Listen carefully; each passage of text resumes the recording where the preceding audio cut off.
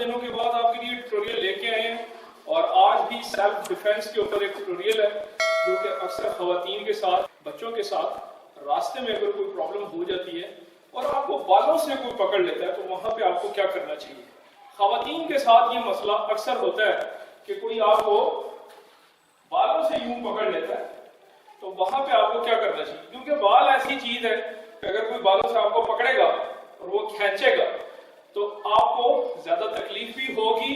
और आप तकरीबन उसके सामने बिल्कुल रह जाते हैं, कुछ कर नहीं पाते।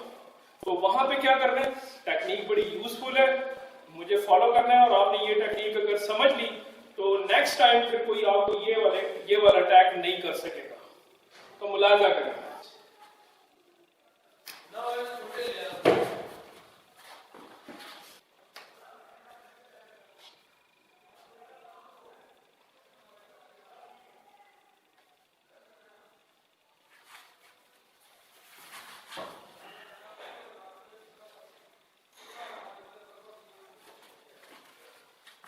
तो इसमें मैं क्या कर रहा हूं,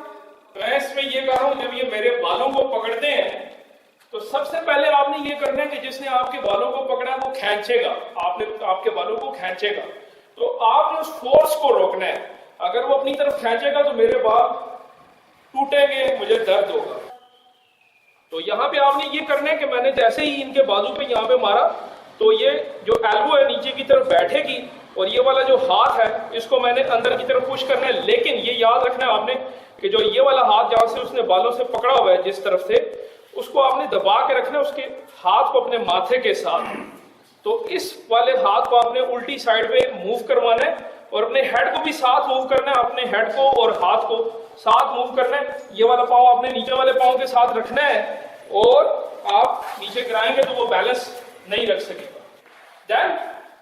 आप फिर वहां पे कुछ भी कर सकते हैं, आप अपनी एल्बो का अटैक फेस के ऊपर कर सकते हैं, अपने ओपोनेंट को इतना जख्मी कर सकते हैं कि वो नॉकआउट हो जाए। तो व्यूअर, सिचुएशन नंबर 2 में कोई अगर आपको बालों से पीछे से पकड़ता है तो वहां पे आप क्या करेंगे, जब भी कोई बालों को पीछे से पकड़ता है तो वहां पे आपने वही चीज करनी है कि आपने उसके हाथ को अपने सर के साथ दबा के रखना है। ये वाले हाथ को आपने कलाई के नीचे ले जाना है, कलाई के नीचे, और आपने जो पीछे की तरफ ये वाला पाँव है मेरा, ये वाला पाँव मैं पीछे ले जाऊंगा, जो खड़ा है मुझसे पीछे खड़ा है तो इस हाथ को मैंने दबा के रखना है, अपने हेड के साथ दबा के रखना है और मैंने पीछे की तरफ मूव करते हुए जो मेरा हाथ नीचे है, रिस्ट पे है, उसको मैंने ऊपर उठाना है और यहाँ से की छोटी फिंगर है, इस फिंगर को मैंने घुमाना है। अब मैंने ये जो छोटी उंगली है उसको उल्टी सिम पे घुमाना है यूं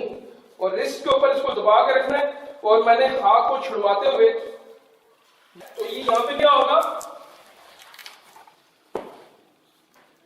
इनकी रिस्ट और ये जो छोटी फिंगर है जब मैं इसको उल्टी साइड पे घुमाऊंगा तो ये गिर जाएंगे। इनका जो हाथ है वो मुड़ चुका है क्योंकि ये जो छोटी उंगली है मैंने इसको घुमाया उल्टी सिमत पे और इसको मैंने नीचे की तरफ दबाया, तो ये इनकी रिस्ट यहाँ पे छूट चुकी है और ये अनबैलेंस हो के जब मैं दबाऊंगा तो ये नीचे गिरेंगे। ठीक है, नहीं गिरेंगे तो हम इसको यूं गिरा सकते हैं। ठीक है,